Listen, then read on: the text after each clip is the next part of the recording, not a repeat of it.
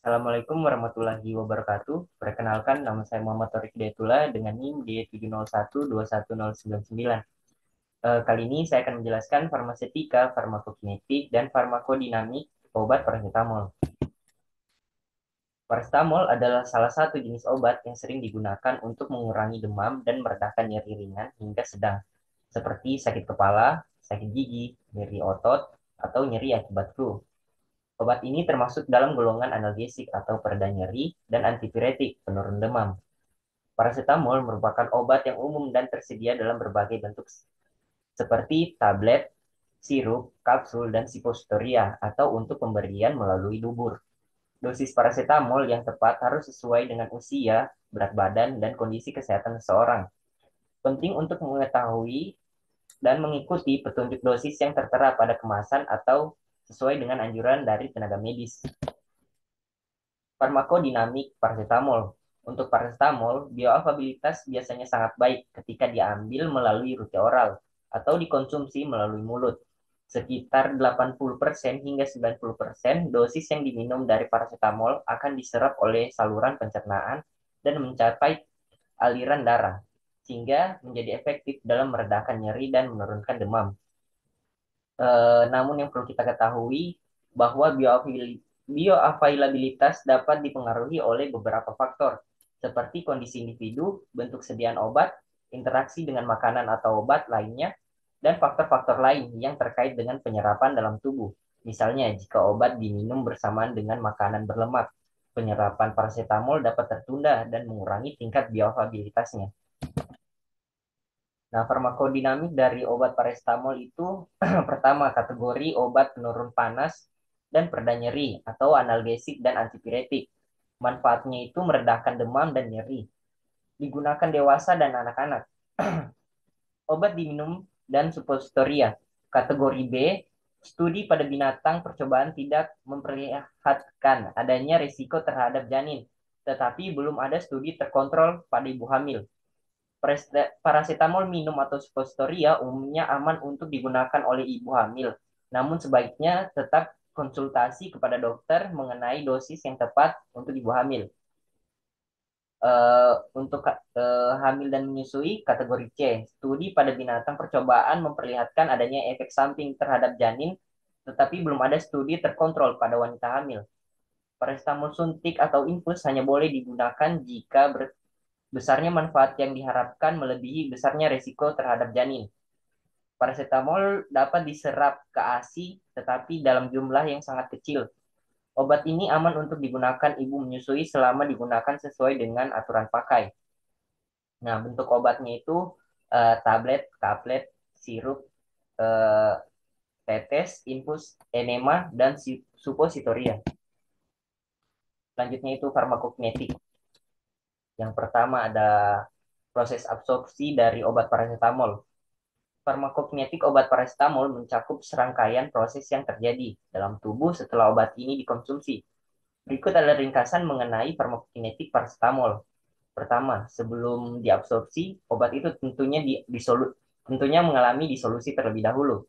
Disolusi adalah proses di mana tablet atau kapsul obat larut dalam cairan tubuh untuk membentuk larutan yang dapat diabsorpsi. Paracetamol dalam bentuk tablet dan kapsul harus larut dalam cairan lambung sebelum dapat diserap oleh tubuh. Selanjutnya, absorpsi. Absorpsi adalah proses di mana obat diserap oleh tubuh dan masuk ke dalam aliran darah. Paracetamol akan diserap melalui dinding saluran pencernaan, terutama di usus kecil. Bioavailabilitas paracetamol setelah pemberian oral adalah sekitar 80% hingga 90%. Selanjutnya adalah proses distribusi. Setelah diserap, paracetamol didistribusikan ke berbagai jaringan dan organ dalam tubuh melalui aliran darah. Ini termasuk otak, hati, ginjal, dan jaringan lain yang memerlukan efek analgesik dan antipiretik. Dan proses selanjutnya ada metabolisme. Paracetamol mengalami metabolisme utama di hati.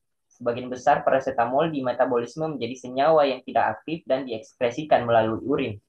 Sebagian kecil paracetamol juga dapat mengalami metabolisme menjadi senyawa yang berpotensi berbahaya jika dikonsumsi dalam dosis yang sangat tinggi.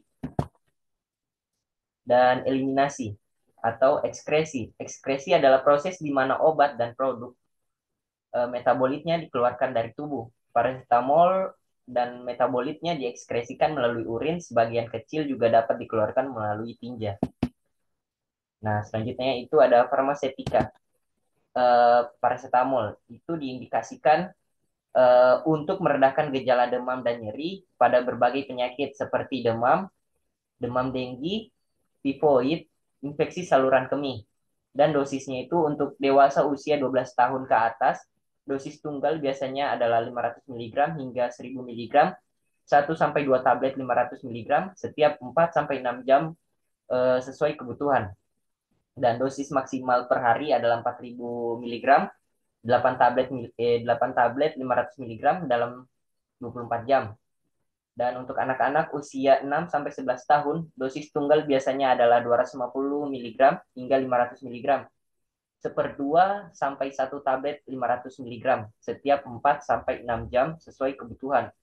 Dosis maksimal per hari adalah 2000 mg atau 4 tablet 500 mg dalam 24 jam. Selanjutnya itu ada kontraindikasi. Paracetamol adalah pada pasien dengan riwayat hipersensitivitas dan penyakit hiperaktif derajat berat. Penggunaan paracetamol terutama dalam jangka panjang perlu diperhatikan pada pasien dengan penyakit hiperkronis, dekompensata, hipovolemia berat. Dan efek samping dari paracetamol itu jarang menyebabkan efek samping. Namun dalam beberapa kasus obat ini bisa menimbulkan efek sampingnya berupa sakit perut, mual, muntah. Pada orang yang alergi obat, maka efek samping yang dapat terjadi berupa reaksi alergi seperti gatal-gatal. Dan bentuk sediaan paracetamol itu tersedia dalam berbagai bentuk sediaan yang memungkinkan pilihan penggunaan yang sesuai dengan kebutuhan dan preferensi seseorang. Berikut adalah beberapa bentuk sediaan paracetamol yang umum. Pertama itu ada tablet. Tablet paracetamol adalah bentuk sediaan yang paling umum dan mudah ditemui di pasar. Tablet paracetamol tersedia dalam berbagai kekuatan seperti 500 mg, 650 mg, atau 1000 mg. Dan bentuk selanjutnya itu ada sirup. Paracetamol sirup adalah bentuk yang cocok untuk anak-anak atau orang dewasa yang sulit menelan tablet. Sirup ini biasanya memiliki rasa yang menyenangkan untuk mempermudah konsumsi. Dan bentuk selanjutnya itu kapsul. Paracetamol juga tersedia dalam bentuk kapsul yang mengandung dosis yang telah ditentukan. Suppositoria paracetamol adalah bentuk sediaan yang dimasukkan melalui dubur. Bentuk ini biasanya digunakan jika seseorang tidak dapat menelan atau memiliki mual dan muntah. Dan cairan infus. Paracetamol juga tersedia dalam bentuk cairan infus yang biasanya diberikan di rumah sakit untuk pengobatan kondisi khusus. Dan selanjutnya bentuk serbuk. Paracetamol dalam bentuk serbuk dapat digunakan sebagai obat penurun demam atau penghilang nyeri dengan cara dilarutkan dalam air sebelum diminum.